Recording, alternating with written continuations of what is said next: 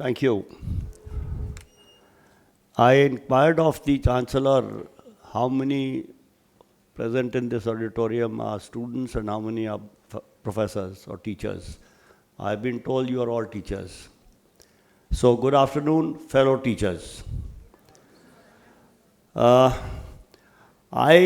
feel truly privileged to have been asked to deliver this lecture in the memory of Dr. S. Radhakrishnan on Teachers' Day. Truly speaking, I was overwhelmed when Professor Anand Kumar asked me to do this a few days ago. Had it been anyone else other than Anand Bhai, I would have said no. But Anand Bhai being who he is, I suppose maybe a lot of you don't know who he is and he's not here.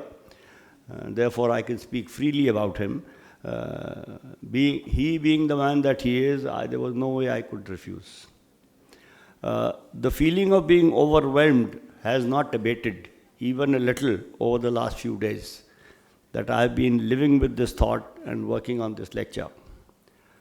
As I stand here, I feel the towering intellect of Dr. Radhakrishnan looking at us from wherever he is, and his turbaned visage.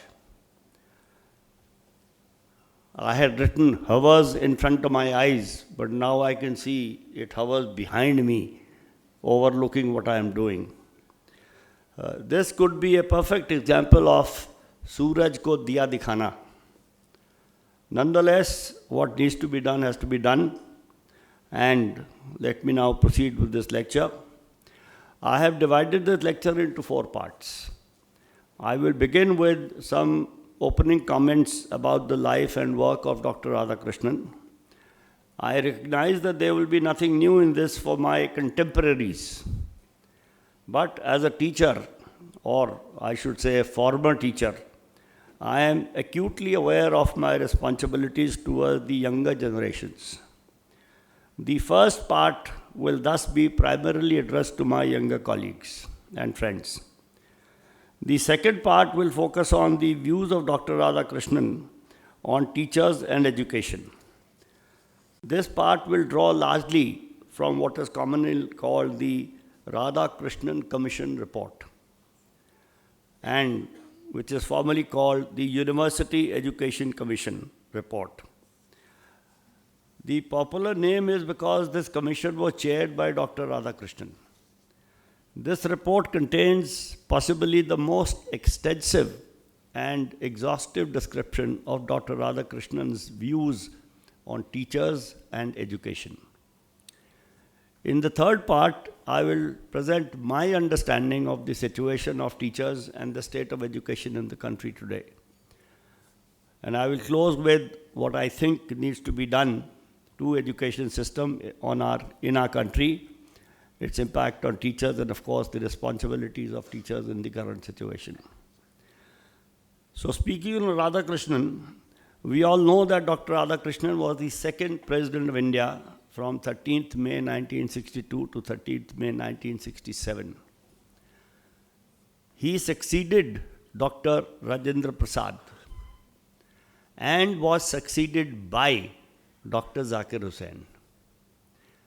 I will leave it to you to decide what the titles before the names of the first 3 presidents of the country tell us. An interesting factoid about Dr. Radhakrishnan's presidency is that he dealt with 4 prime ministers during his 5 years tenure. These were Jawaharlal Nehru, Gulzari Lal Nanda, who was acting prime minister, Lal Bahadur Shastri, and Indira Gandhi. Though the Internet Encyclopedia of Philosophy describes him as one of world's best and most influential 20th century scholars of comparative religion and philosophy, it is interesting that Dr. Radhakrishnan did not study philosophy by choice, but by a peculiar and ironical chance. He joined the Madras Christian College at the age of 16. When it came to choosing a course of study, he decided to take philosophy because one of his cousins had completed a course in philosophy and he offered to give his books to Radhakrishnan. The financially strained student that Radhakrishnan was readily accepted the offer. Thus started the journey to a sterling scholarly career in philosophy. There's an interesting incident in Dr. Radhakrishnan's life that might give us a glimpse into the process which might have resulted in the formation of his perspectives on student-teacher relationships. The incident, or rather the string of incidents, is as follows.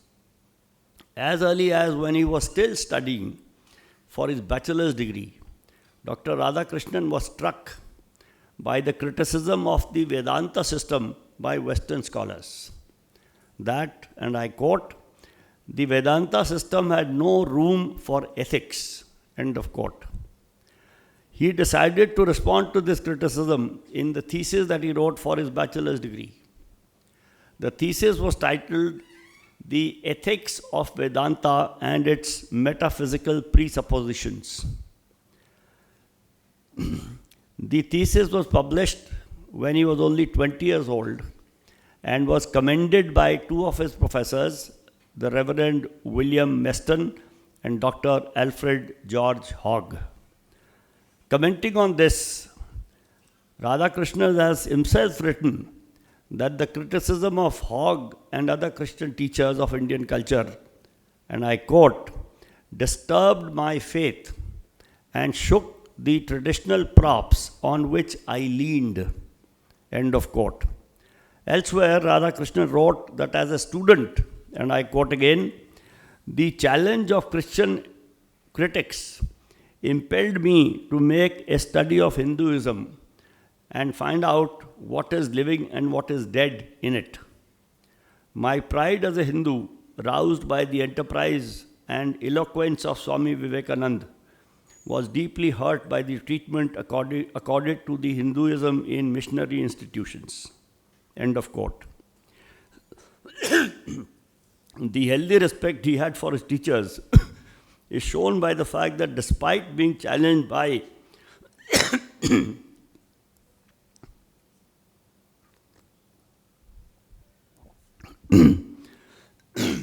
the healthy respect he had for his teachers is shown by the fact that despite being challenged by and meeting their criticism head-on, he still described Professor Alfred George Hogg as my distinguished teacher and as, quote, one of the greatest Christian thinkers we had in India, end of quote. In addition, he dedicated one of his early books to Professor William Skinner, acting principal of the Madras Christian College. Professor Skinner, of course, gave a testimonial to Dr. Radhakrishnan, saying that Radhakrishnan was one of the best men we had in recent years. It seems this testimonial from Principal Skinner played a significant role in Radhakrishnan getting his first job in the Department of Philosophy at the Madras Presidency College in 1909. A few other facts of interest which show the level of his academic excellence are: he was appointed as a chair professor at the age of 33 years, and that too at the University of Calcutta, as the King George V Chair of Mental and Moral Science in Philosophy in 1921. He was invited to deliver the Hibbert Lecture at the Manchester College at Oxford University on the ideals of life in 1929. The lecture was subsequently published in the form of a book titled An Idealist View of Life. He was appointed principal of the Manchester College in Oxford University in 1929. Here he lectured the students of the University of Oxford on comparative religion. He was knighted by King George V in 1931 for his services to education. He formally stopped using the title Sir after Indian independence, preferring instead his academic title Doctor. He was appointed the Spalding Professor of Religion and Ethics at the Oxford University in 1936. he was elected a fellow of All Souls College. I did not know about the importance of this appointment, so I looked up the All Souls College on the internet. I found this to be one of the most illustrious colleges of the Oxford University.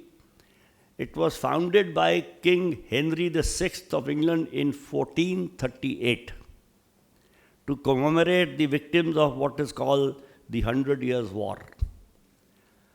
In 1939, Pandit Madan Mohan Malviya invited him to succeed him as Vice Chancellor of the Banaras Hindu University, and he served as the Vice Chancellor till January 1948. The rest, as is said, is history. When September approached in 1962, after he became the president on 13th May 1962, some of his students and friends requested him to allow them to celebrate his birthday on September 5. He is reported to have said, "Instead of celebrating my birthday, it would be my proud privilege if September 5 is observed as Teachers' Day." And that is why, ladies and gentlemen, we are here today. Now we come to the second part of this lecture,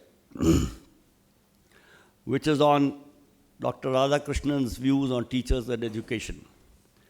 As I said earlier, this part will draw largely from the report of the Radhakrishnan Commission. The commission was appointed by the Government of India on November 4, 1948, and I quote, to report on the Indian university education and suggest improvements and extensions that may be desirable to suit present and future requirements of the country. End of quote. It had 14 terms of reference and 10 members, including the chairperson. I was looking at the list of members, and I thought it was interesting what kind of people were there on this committee. There was the Vice Chancellor of the University of Durham in England. There was Dr. Zakir Hussain, who was then Vice Chancellor of the Aligarh Muslim University, who subsequently became president after Dr. Radhakrishnan. There was another American, well, not another, there was an American who was the former president of the Antioch College and the first chairman of the Tennessee Valley Authority. The Tennessee Valley Authority, incidentally, is one of the largest power projects in the world, which was made in the US many, many years ago. Then there was Dr. A. Lakshman Swami Mudaliar, who was then Vice Chancellor of the University of Madras. Then there was Dr. Meghnad Saha, whom some of us may have heard of as a very, very eminent scientist. At the time of his appointment to this committee, he was the Pallit Professor of Physics, Dean, Faculty of Science, and President of the Postgraduate Council of Science of the University of Calcutta. And then there was a former Commissioner of Education of the United States and the President Emeritus of the University of Florida. So it had an eclectic combination of people, academics, practitioners, and so on. The commission started its work on December 6, 1948, when the then Minister of Education, Government of India, Maulana Abul Kalam Azad, addressed the commission and explained the intentions of the Government of India in regard to the purpose and scope of inquiry. The commission visited 29 universities between December 3, 1948 and July 19, 1949. So in about 7-8 months, they visited 29 universities and submitted their report in August 1949. As can be expected, a reference to teachers occurs early in the report, as early as page 7. When referring to Nalanda, the report mentions, and I quote, a close relationship of the teacher and pupil with individual instruction diversified by public discussions, end of quote. This is how apparently things were done in Nalanda. Highlighting the differences between wisdom and knowledge And making a comment on teachers during the ancient system of education in India, the report says, and this is a little long quote, so please be patient. The quote begins, "Our ancient teachers tried to teach subjects and impart wisdom. The ideal was wisdom, and in parentheses, irfan, which is wisdom in Urdu, along with knowledge, in bracket, which is ilm in Urdu, jnanam vigyan sahitam. We cannot be wise without some basic knowledge. Though we may easily acquire knowledge and remain devoid of wisdom. To use the words of the Upanishad, we may be knowers of the texts, mantravit, and not knowers of the self, atmavit. Plato distinguishes between factual information and understanding. No amount of factual information would make ordinary men into educated or virtuous men unless something is awakened in them, an innate ability to live the life of the soul."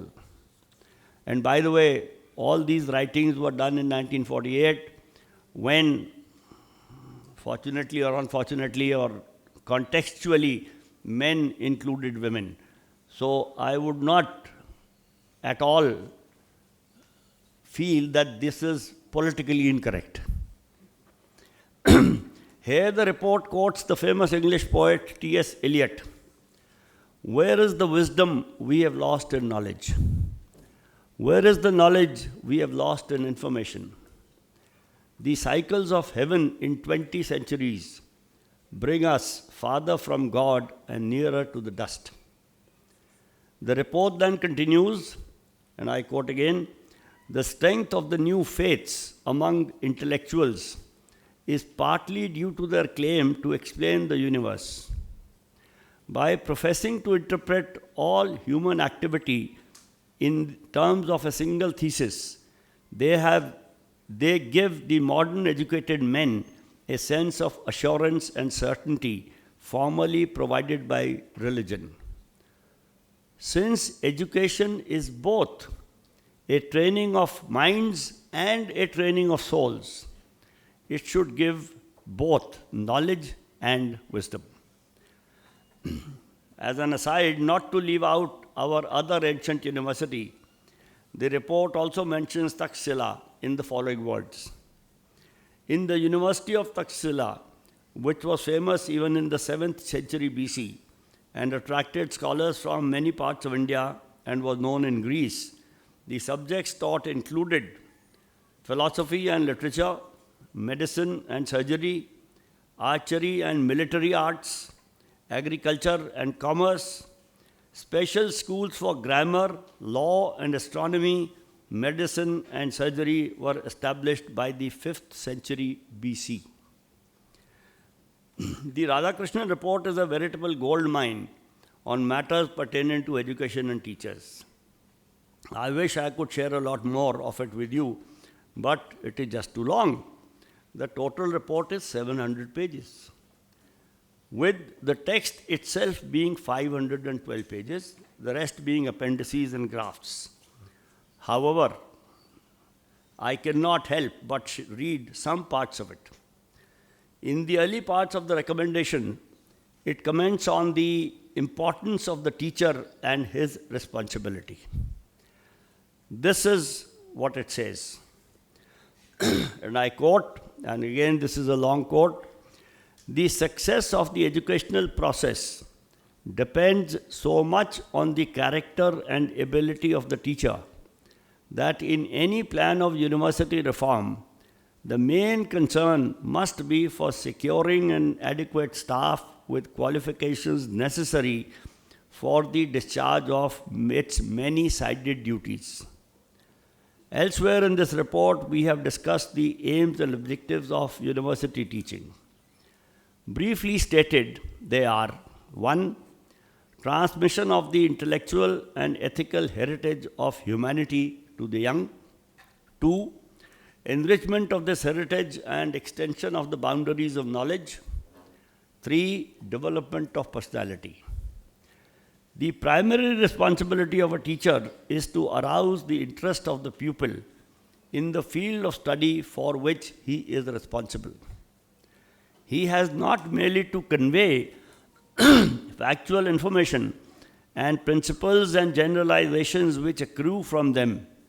He has to stimulate the spirit of inquiry and of criticism so that minds may acquire the habit of exercising independent and unbiased judgment and learn to discriminate between adequate and inadequate, relevant and irrelevant data, and to avoid the extremes of haste and indecision in arriving at conclusions. No teacher who is not a master of the field, who is not in touch with the latest developments in his subject, and who does not bring to bear upon his duties a free and untrammeled mind, will ever succeed in inspiring youth with that love of truth, which is the principal object of all higher education. Nor is the mastery of a subject possible without seeking for more knowledge, for knowledge is never complete and is always advancing. And a teacher who is not a fellow traveler in this exciting pursuit and who stands merely watching others misses the thrill of adventure, which is so potent a stimulus for thought. Research or quest for new knowledge is not merely an additional casual activity of a university teacher, which may, if he so chooses, omit. It is an essential part of his function and may be neglected only at the peril of intellectual stagnation. Research implies an inquiring attitude of mind. In the university, which is a laboratory of thought, no one is fitted to work whose mind has ceased to wonder and whose intellect has stopped from questioning. The teacher is also the bearer of traditions and ideals which constitute the ethos of a society. Nor is it possible to make any real distinctions between intellectual and moral virtues. Integrity, judgment, objectivity, subordination of the immediate and ephemeral to the rational and permanent are common to both. The growth of reason is the aim of higher education. And for this, moral and intellectual developments must strengthen each other. A good teacher desiring to achieve results on the intellectual field must inevitably instill into his pupils respect for the right values, for truth, and inculcate habits and modes of behavior through which their life may be molded to their realization. It is a difficult task, but inescapable if Indian democracy is to live and if Indian independence is to continue. From all this, it follows, the report continues, from all this, it follows that the kind of teacher is one who possesses a vivid awareness of his mission. He not only loves his subject, he loves also those whom he teaches. His success will be measured not in terms of percentage of passes alone, not even by the quantity of original contributions to knowledge, important as they are, but equally through the quality of life and character of the men and women whom he has taught. Interesting, end of quote. Interestingly, this report also comments on what it calls the dangers of teacher politicians. I found this section most interesting, and I am a little unhappy my good friend Dr. Professor Anand Kumar is not here. And I quote again, with the introduction of democratic control and of elections in our universities, there has grown a tendency amongst teachers to interest themselves more in the administrative affairs of the university than in their legitimate duties. We were told that in several cases, teacher politicians have succeeded better in their careers than teachers who have devoted themselves to the teaching and scholarship. The success of a teacher politician who manipulate elections and get for themselves and their friends influential and lucrative positions in their own or sister universities is largely responsible for the deterioration of the morals of teachers and of the academic standards of the universities. This, ladies and gentlemen, was written in 1948. The report goes on to put this phenomenon of teacher politicians in its context. And it quotes, "An unfortunate development of recent years is that the teacher has to a large extent lost the confidence of his pupils. During the period of the national struggle for independence, educational institutions became centers of agitation, and naturally, young minds were excited and inflamed. While youth yearned to throw itself into the noise and bustle of strife, the teacher was torn between opposing ideals. His duty towards the youth as an educator and his sympathy with the cause of the national liberation. His hesitance was interpreted as lack of patriotic fervor, both by political leaders and his students. He lost grace and, what is worse, faith in himself. He made little effort to retain his influence over the young and eventually came to believe in his inability to do so." End of quote. Of course, like any constructive document, the report does not stop at this, but goes on to suggest remedial action to restore the glory of teachers. And it says, a quote again, "All this must pass away if the university is to play its proper role in the life of a nation. The factors which are responsible for the demoralization and denigration of the teacher must be removed and a healthy atmosphere restored. For the teacher is the cornerstone of the arch of education. He is no less, if not more, than books and curricula, buildings and equipment, administration and the rest." End of quote. And now, to test your patience further, the last quote on this issue. The report compares what it calls the occupation of a teacher with other pursuits. And this is what it says. Quote, "The occupation of the teacher is undoubtedly more satisfying than any other pursuit. As a spiritual being, man's nature yearns for truth and enlightenment and for a fellowship through which he shares this with others. By profession, the teacher is dedicated to the search for truth. He is a pilgrim on the path which leads to the goal of intellectual satisfaction. And he is a traveler in a goodly company which stimulates and encourages him. He dwells in a world where he has the feeling that he belongs to it and where he has no sense of alienness. He has the opportunity, which few others have, of leading a life in which work is happiness. The work is congenial and he enjoys amenities which few other professions afford. During the terms, his lecturing hours are not long, and in the interval of vacations, he is the master of his time and movements. That their daily leisure and holidays are not periods of idleness and inactivity, but of strenuous preparation and keen study, does not alter the fact that these pursuits are pleasure-giving and followed in surroundings where there should be few strains and little conflict. The teacher's duty is one of great responsibility, because on the manner of its discharge depends the teacher's effectiveness as an influence in the moral and intellectual growth of youth. Again, he is a center from which endless thought spreads. On his inventions and discoveries depend much of the progress and welfare of the nation, and through him, national culture is preserved, fostered, and developed.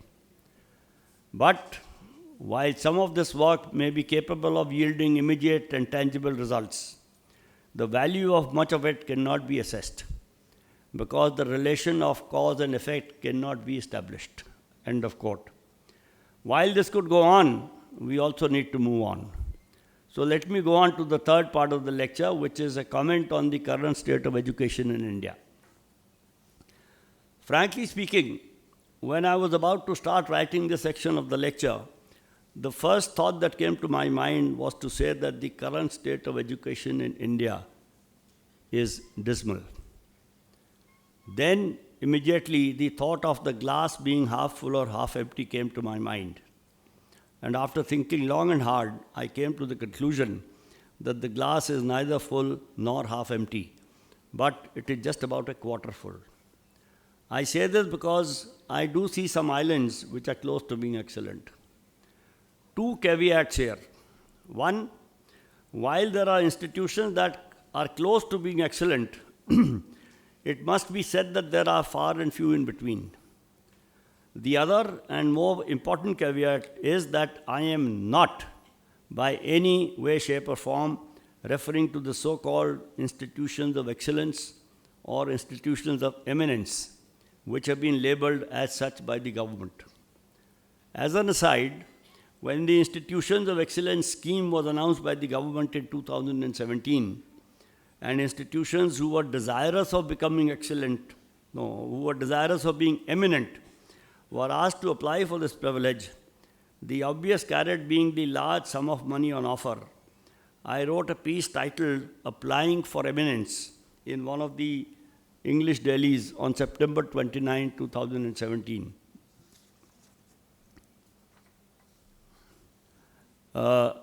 What I said in that piece was that eminence is not something that can be guaranteed by spending a lot of money. It needs a lot more to be done, a lot of which is intangible, and two, it seems very incongruous that institutions had to apply in order to achieve eminence. Coming back to education, coming back to the current state of education, dismal as it may not be, but it certainly is disturbing and a cause of very serious concern. Let me mention a few examples to substantiate what I am saying. Let me mention a few examples to substantiate that what I am saying is not considered to be a needlessly alarming description. The latest instance that I am sure is still fresh in our minds is what happened in a private school in Muzaffarnagar in UP. While the teacher cum owner of the school was the front line offender, I believe the incident is a superficial symptom of a much deeper and serious malaise in our society. Though opinions may differ, but my sense is that we as a society have been working to exacerbate the disease, and that too very diligently rather than control or minimize its intensity and spread. And an approximate flip side of this incident is reported to have happened in Kashmir, where a student was punished for writing something religious on the blackboard, and the teachers were placed under suspension for punishing the student. Something similar was reported to have happened in a school in Delhi. These instances go to show that these are not isolated instances, but are those that have come to light, whereas many other possibly similar instances go on without coming into the public eye. From school to the university. I am sure a lot of us here know what happened at the Ashoka University near Delhi recently. Let me give a very brief summary for those who may not have come across this. I am not sure that I should say this while speaking at a private university, but Ashoka University is considered to be one of the better known private universities in the country. An assistant professor of the university wrote a paper which seemed to be the outcome of an academic research activity. It analyzed the electoral, polling, and counting processes of the 2019 Lok Sabha election on the basis of data which was freely available in the public domain. The paper was titled Democratic Backsliding in the World's Largest Democracy. He put up that paper on an electronic portal called the Social Sciences Research Network, SSRN, on July 25, 2023. SSRN is a portal where working papers or preprints are posted by researchers to solicit feedback from other researchers before sending the papers out to journals for formal publication. It is widely known that papers put on the SSRN are not peer-reviewed and do not have the same importance in the evaluation of research work as peer-reviewed papers published in a journal have. Of course, the importance is also dependent on the academic reputation of the journal.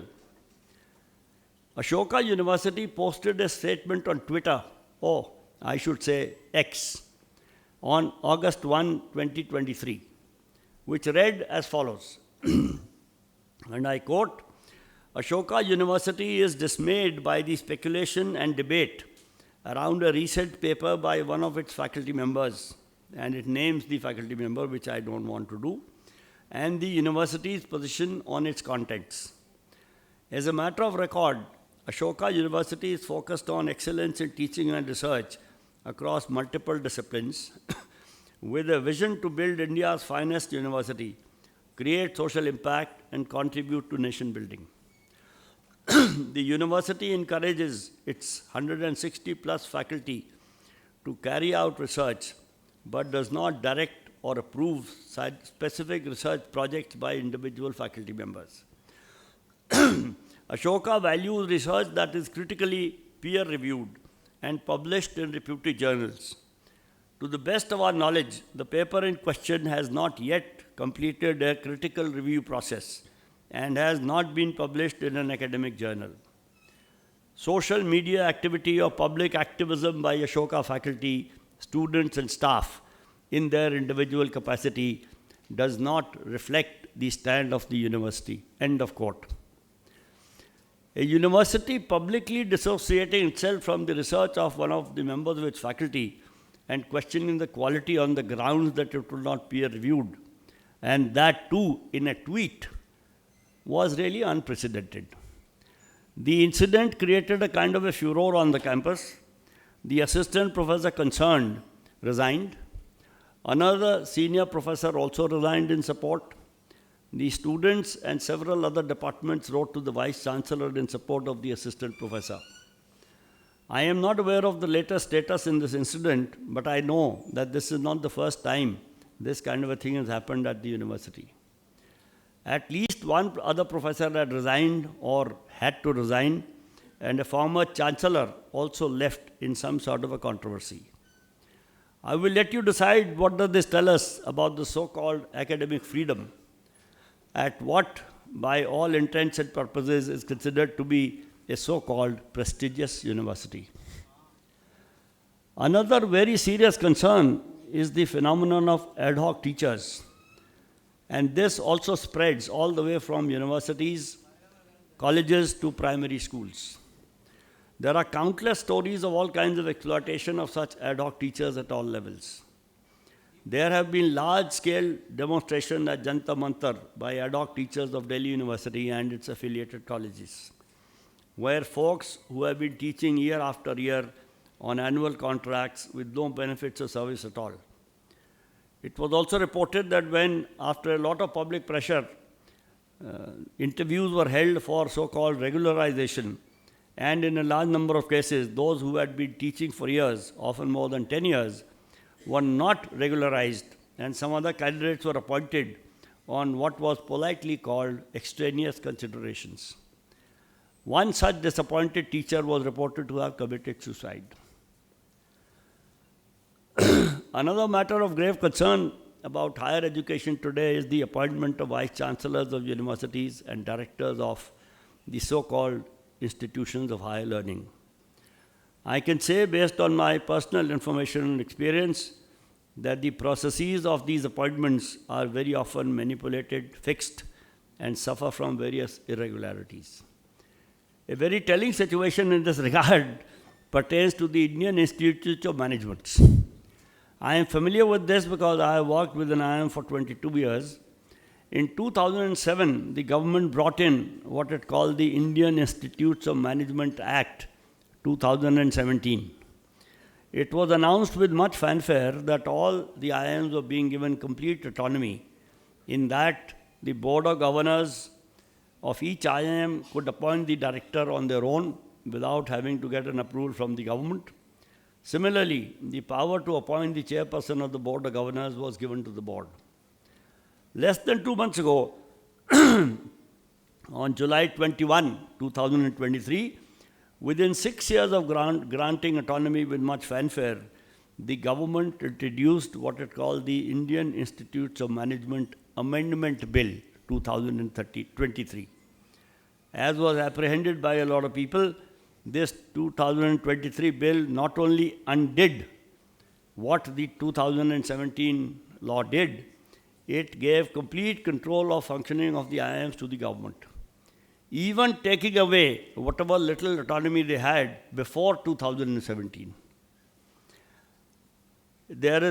I brought with me a newspaper from Delhi to read on the train, and I found there is a news item that the director of IIM Calcutta has resigned only after 2 years in his job. And his predecessor has also resigned after 3 years in her job. So I feel constrained to say that if this is what is happening to institutions, some of which have been functioning for over 60 years, making a respectable name for themselves in the global education scene, it should not be hard for us to imagine the condition of the Mufassil universities in various states constituted under acts passed by state legislatures. Another feature which has evolved over the last 20 years or so is what I call grade inflation. This refers to students scoring 99% kind of marks in all subjects. It seems every school, every state, etc., give more and more marks to their students so that they stand a better chance of admissions, etc., in other states. My concern with this is that the so-called inflation in grades results in deflation in the quality of education. Possibly, this is the reason why now there are entrance examinations for almost everything. This leads me to my next concern, which I suppose last but not the least disturbing aspect of education in the country is the crude caricature of education being enacted every day, 24/7, not too far, only about 350 kilometers from the city in which we are at the moment. I am referring to the coaching industry in Kota. I have not been to see this situation personally, but have read a little about it and have spoken to some people who have actually seen it work. My impression is that the whole enterprise almost converts these young people, students or candidates, into zombies or automatons. The news that often comes out of Kota about suicides committed by students is disturbing in itself. But while the loss of young lives is an irreparable loss not only for the parents but also and family, but also for the society as a whole, we must remember that the entire coaching industry is a terribly sad reflection of the dismal state of education in our country. Not only does this tell us that the entire education system is, if I may say so, so rotten to the core that it tells us that the school system is absolutely incapable. Oh, thank you. Can I seek some more time? Thank you. It also tells us that the school system is absolutely incapable of preparing their students for what they need to do, be able to enter the portals of technical and higher education. In addition, it also brings out clearly the entire process of selecting students for the so-called technical and higher education is completely flawed. It is unfortunate that the powers that be appear to be completely oblivious to the critical issues that the mere presence of such an industry throws up. The system or the industry in quota is a perfect example of the larger issues that we will discuss now. And I'm sorry, ma'am, I will take a little more time. Oh, this is a serious issue. But the larger issue that, that underlines a lot of the above symptoms, I think, is best called commercialization of education. The problem actually goes back to the time when the negotiations for WTO, the World Trade Organization, started in 1995. If one were to go further back, the ancestor of WTO was what was called the General Agreement on Tariffs and Trade, GATT, which was started way back in 1948.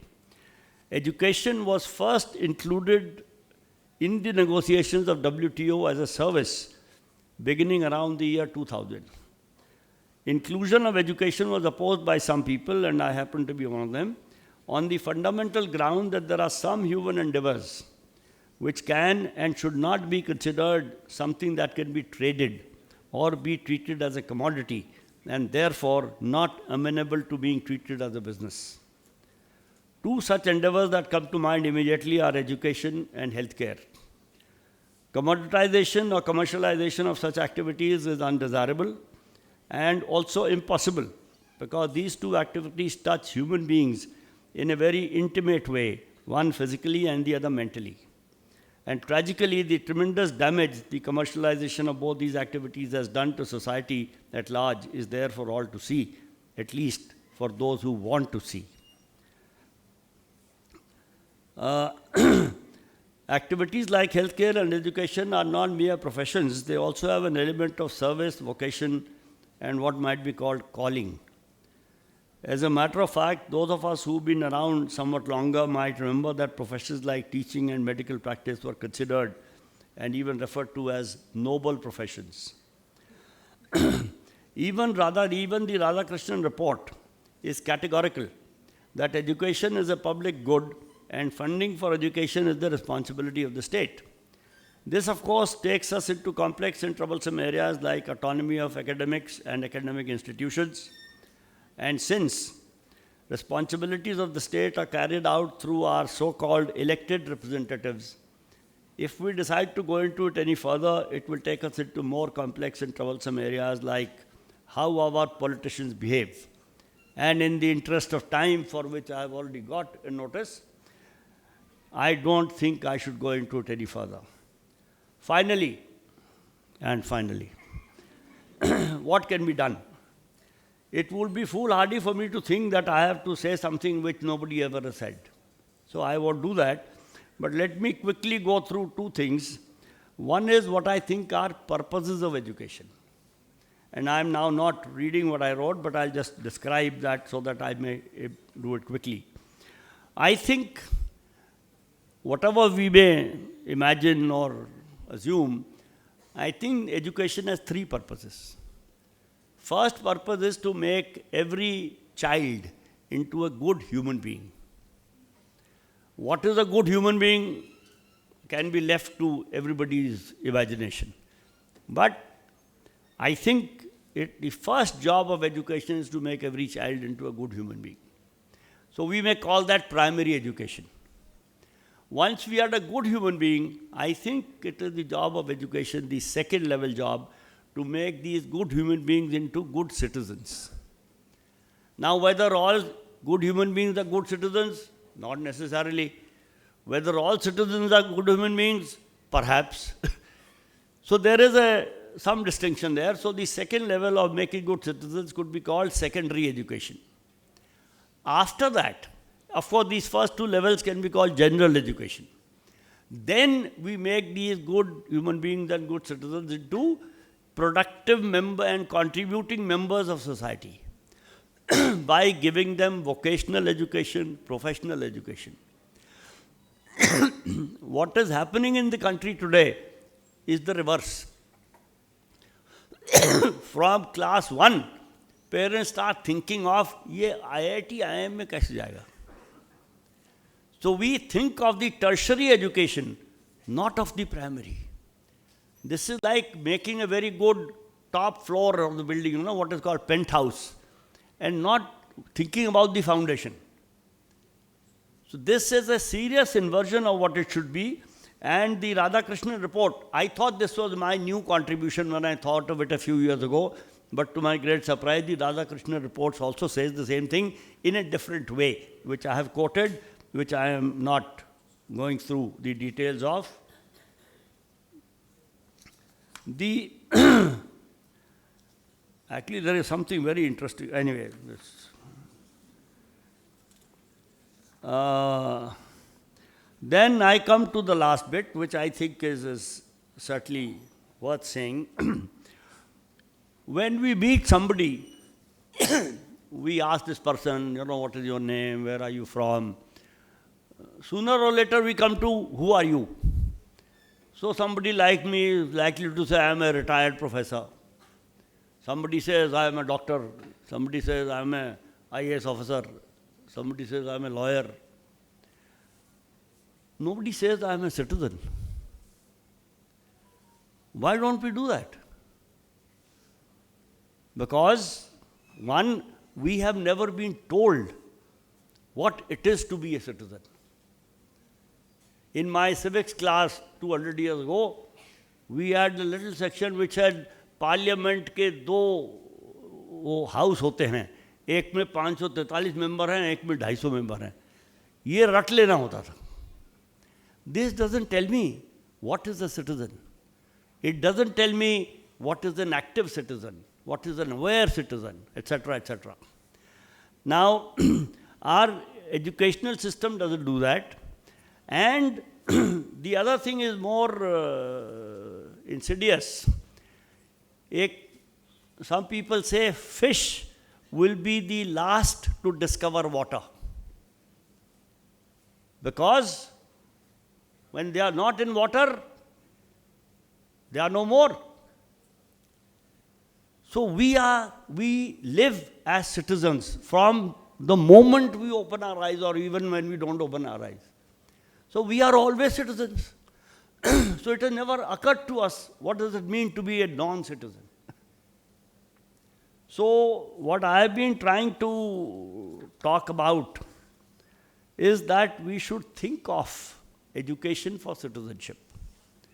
And let me quote a paragraph, which I will not go into why, which says, democracy involves hardship.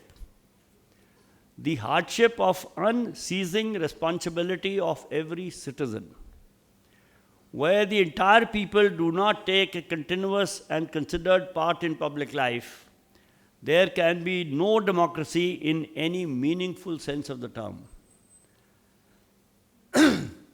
For democracy is always a beckoning goal, not a safe harbor. Freedom is an unremitting endeavor, never a final achievement. And the last sentence says, that is why no office in the land is more important than that of being a citizen. Being a citizen, my friends, is more important than being the President of India. Because before you become the President of India, you have to be, it is a prerequisite. Now, things exactly like this are quoted in the Radhakrishnan report. I have the quotes here, but I also have a notice.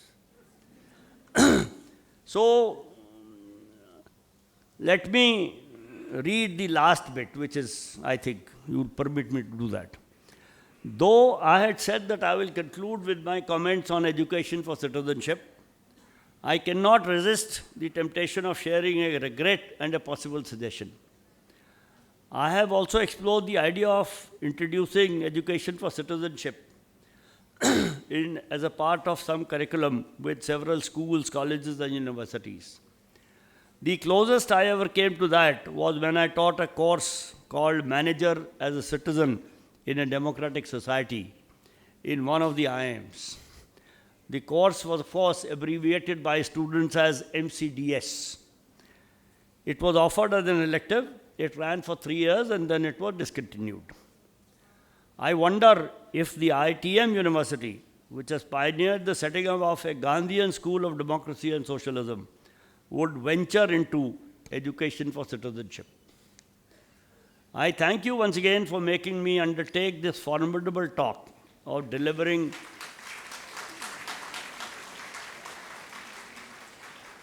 I have not finished yet. I thank you once again for making me undertake this formidable task of delivering a memorial lecture for one of the most admired teachers and widely respected intellectuals, who has also been used as an example of a philosopher king. I thank you particularly because in the course of preparing this lecture, I have learnt a lot myself, which otherwise I would have remained deprived of, and this is true. I feel this humble tribute to a great teacher, Dr. Radhakrishnan, cannot be complete unless I invoke another teacher who has also taught humanity a lot. I don't need to name him, and I will not name him. I will only recite one of his innumerable verses. Guru Govind dono khade kiske lagu paaye, balihari va guru ki Govind diyo milaye. I thank you for a patient hearing, and I wish you a happy Teachers' Day.